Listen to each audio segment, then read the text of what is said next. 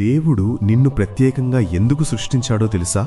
విశ్వం దేవుడు నిన్నే ఎంచుకున్నాడని నిరూపించే 6 అద్భుత కారణాలు ఇప్పుడు చెప్పబోతున్నాను. వీడియోను చివరి వరకు చూడు. అసలు భగవంతుడు నిన్ను సృష్టించే ముందు నిన్ను ప్రత్యేక దృష్టితో సృష్టించాలని నిర్ణయించుకుంటాడు. అంటే ఈ భూమిపై నువ్వు నిర్వహించాల్సిన కార్యాలను ముందుగానే నీకు నియమిస్తాడు. దేవుడు ఆజ్ఞ లేకుండా ఈ సృష్టిలో ఏమీ జరగదు. ఆయన ఆజ్ఞతో నువ్వు చేయాల్సిన కార్యాలను చూపించడానికి, చేయించడానికి ఎన్నో సంకేతాలను నీకందిస్తాడు. నువ్వు చాలా ప్రత్యేకమని నిరూపించడానికి పలు విధాలుగా నిన్ను ప్రేరేపిస్తాడు. ఆయన నీ మీద ప్రత్యేకంగా కృప చూపిస్తాడు, అభిమానిస్తాడు. అయితే సృష్టిలో, విశ్వంలో కొన్ని కార్యాలకు నిన్నే సెలెక్ట్ చేశాడని చెప్పడానికి కొన్ని సంకేతాలున్నాయి. అందులో మొదటిది, ప్రపంచంలో ఏ పని చేస్తూ ఉన్నా పుణ్యకార్యాలకు కావలసిన సమయాన్ని నువ్వు కేటాయిస్తావు. అంటే అవసరంలో ఉన్న వారిని ఆదుకోవడం, వారి ఆకలి తీర్చడం, ఆపదలో ఉన్న మనుషులను, జంతువులను ఆదుకోవడం, అవసరంలో ఉన్న వృద్ధులకు, పిల్లలకు, ఎవరికైనా సరే మనస్ఫూర్తిగా సేవలందించడం, ఇవన్నీ.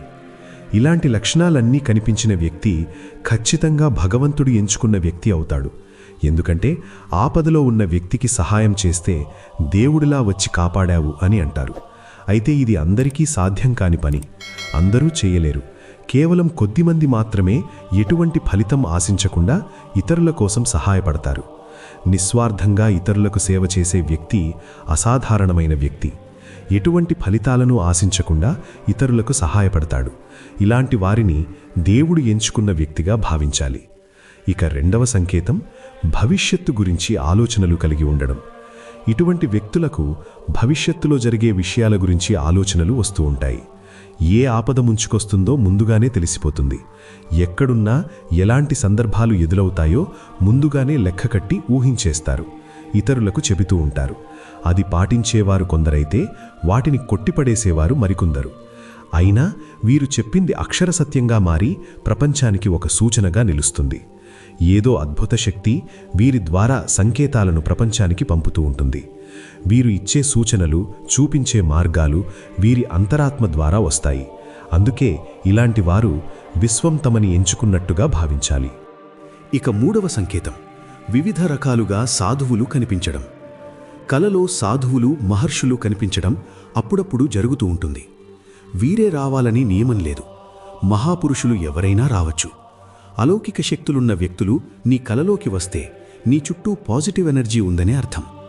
భగవంతుడికి సంబంధించిన ఏ వస్తువైనా కనిపించడం లేదా వినిపించడం, అంటే నెమలిపించం దొరకడం, ఉదయాన్నే గుడిలో గంటల శబ్దం వినిపించడం, ఎప్పుడూ నీతో ఎవరో ఒకరు ఉన్నట్టు అనిపించడం, జీవితానికి కావలసిన ప్రతి అడుగులో ఎవరో సహాయపడుతున్నట్టుగా అనిపించడం, ఇవన్నీ భగవంతుడు నిన్ను తన వైపు చేరువ చేస్తున్నాయనే సంకేతాలు. అటువంటి సమయంలోనే నువ్వు చాలా ధైర్యవంతుడివని, పిరికివాడు కాదని నీకే అర్థమవుతూ ఉంటుంది. సృష్టిలో ప్రత్యేకమైన వ్యక్తిగా నువ్వే అనిపిస్తావు. ఇక నాలుగవది, కామ, క్రోధ, లోభ, మోహ, మద, మాత్సర్యాలతో పాటు చెడు కోరికలు కూడా తగ్గిపోవడం. ఈ లక్షణం కొంతమంది వ్యక్తుల్లో అప్పుడప్పుడు కనిపిస్తూ ఉంటుంది. కానీ చాలామందిలో ఇది తక్కువగా ఉండటం లేదా పూర్తిగా నశించడమో జరుగుతుంది. ఇవన్నీ మన నుంచి ఒక్కసారిగా తొలగిపోవు. అవి కొద్ది కొద్దిగా, నెమ్మదిగా దూరమవుతూ ఉంటాయి. ఒక్కోసారి నీకు ధనం కావాలనిపిస్తుంది, ఆశ కలుగుతుంది, కోపమొస్తుంది. కానీ దాన్ని నువ్వు నియంత్రించుకోగల సామర్థ్యం నీకుంటుంది. కోపాన్ని తట్టుకోగలిగే నేర్పు నీకు కలుగుతుంది. ఇటువంటి భావాలు కలగడం చాలా సహజం. అవి రావడం, రాకపోవడం మన చేతిలో ఉండదు. కానీ వాటిని కంట్రోల్ చేసుకునే పద్ధతి మనకు తెలుస్తుంది. అటువంటి సమయంలో దేవుడు నిన్ను ఒక ప్రత్యేక విధి కోసం ఎంచుకున్నాడని అర్థం.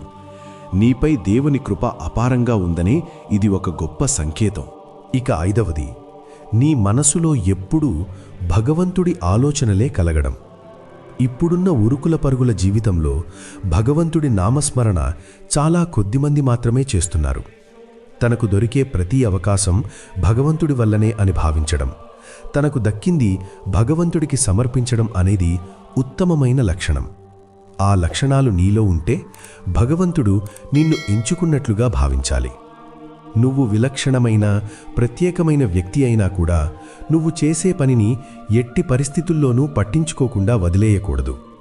చేస్తున్న పని మానేసి రోజంతా ఏదో ఆలోచిస్తూ ఉండకూడదు. చేస్తున్న పనిని సంతోషంగా చెయ్యాలి, అందంగా చెయ్యాలి, పరిపూర్ణతతో చెయ్యాలి.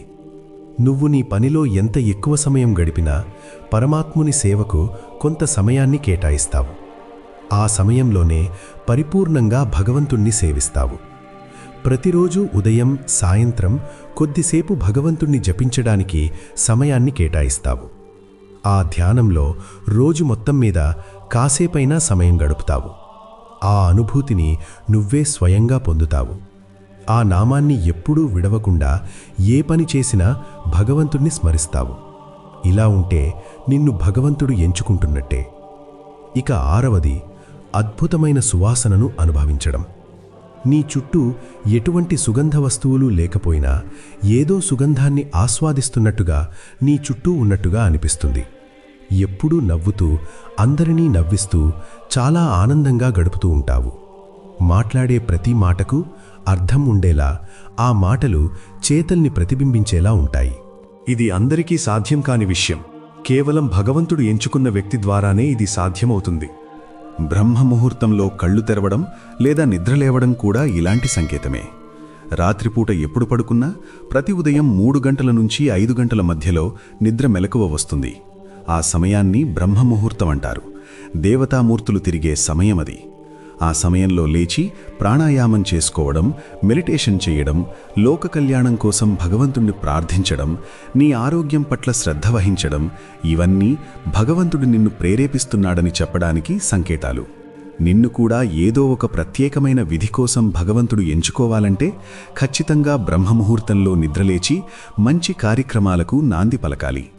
మన జీవితంలో జరిగే ప్రతి పరిణామం భగవంతుని చిత్త ప్రకారమే జరుగుతుంది.